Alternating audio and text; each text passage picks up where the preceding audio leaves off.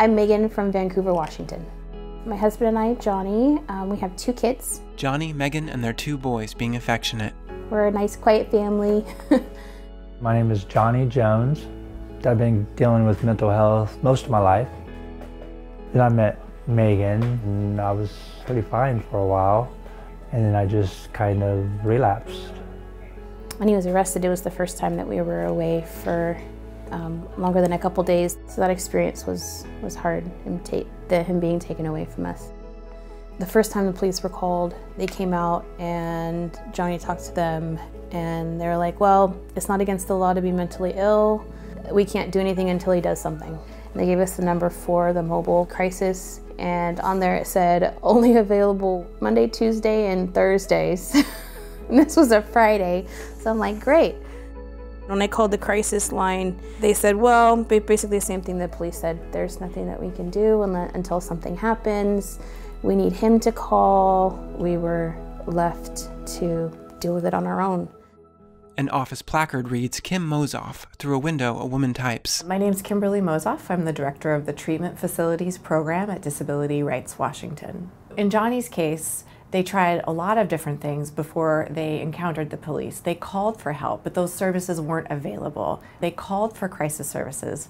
They weren't open at the time. Eventually, when the police arrived, the police did what the police do, which is assess if there's a potential crime and arrest someone. And oftentimes the police will make the arrest because in their minds, taking someone in crisis to the jail might be a better way to get that person services than not. Unfortunately, when someone with mental illness is arrested and taken to jail, that access to services, it doesn't happen. And in fact, they end up doing much worse. They didn't even take me for a mental evaluation. They took me straight to jail. He was in jail for 2 months. He was so far into a psychosis that he was refusing his medications. It was just horrifying, just being locked up in a place, no familiar faces. I'm already paranoid, thinking people out to get me and stuff, and they put me in jail.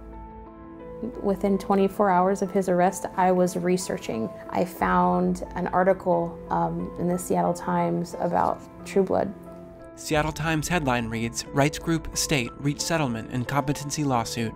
The True Blood lawsuit is relatively complicated, but at heart, it's about ensuring that people with serious mental illness who are in jail are getting the treatment and services that they need in a timely fashion, and that often means moving them out of the jail and into a treatment facility in a timely fashion. Unfortunately, the state wasn't able to do that, so in 2014 we filed a class action lawsuit, AB versus DSHS, or versus Washington State, which is more commonly known as the True Blood lawsuit. After a trial in 2015, the U.S. District Court ruled that the Washington State Department of Social and Health Services was violating class members' constitutional rights. DSHS was eventually ordered to offer competency evaluation and restoration services within 7 or 14 days. So even with a court order, the state was not able to evaluate and move people out of the jails in a timely fashion. So the court found them in contempt and imposed fines. And that ended up being over $80 million in contempt fines. In 2018, we decided to take a step back and think more creatively about this. Was there a way to sit down with the participation of the state and think about this problem more broadly? Why were we seeing so many people being arrested and funneled into the criminal legal system instead of into treatment? We talked to stakeholders throughout the state about what they thought the solutions were, and we came up with a very detailed settlement agreement that was meant to make some longer lasting changes that would actually make a dent in this problem and would actually improve people's lives in the long term. The agreements within the True Blood settlement are wide-reaching. Some of them include more facilities where people in crisis can go for help instead of being arrested, short-term housing for people transitioning out of facilities, funding for programs that provide increased training for officers, mobile crisis 24 hours a day, 7 days a week, and peer specialist training programs for individuals with lived experience. My name is Daria Farivar. I am the Community and Legislative Liaison with Disability Rights Washington. I'm part of the public policy team, and my role is to make sure that True Blood class members have a way to meaningfully engage in advocacy and with the settlement.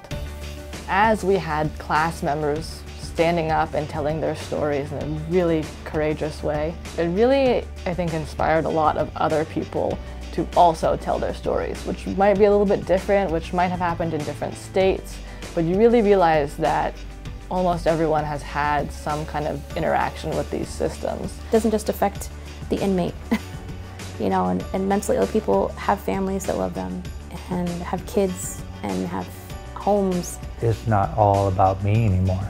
You know, I have a wife and kids to take care of. I gotta be stable enough to do so.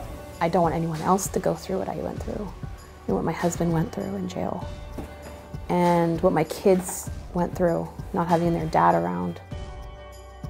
Disability Rights Washington has achieved so much through the True Blood case. It's not just a class action anymore. It has just become a way that we can rethink the mental health and criminal legal systems and how those two interact together.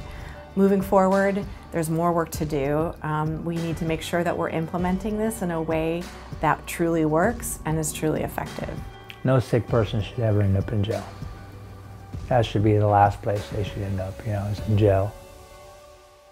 Produced by Rooted in Rights.